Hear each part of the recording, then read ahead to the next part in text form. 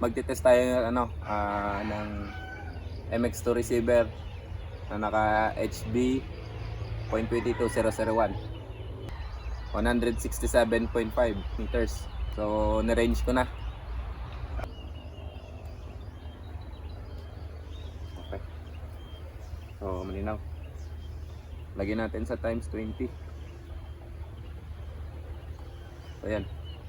Ay dial ko sa 7.9 yung Brad. Kung tugma yung drop nya. So per shot.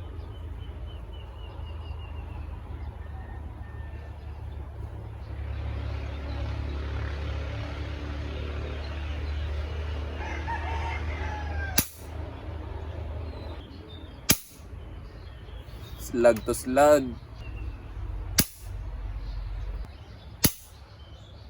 Ayun no. Slug to slug dun sa tatlo na sila dyan no. Ayan.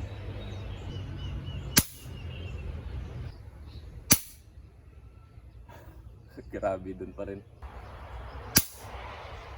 Dun pa rin no. Dun pa rin no.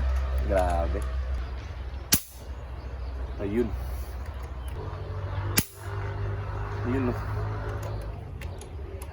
Doon na lang talaga pumapatak sa point of aim ko. Bali yung una, yung taas.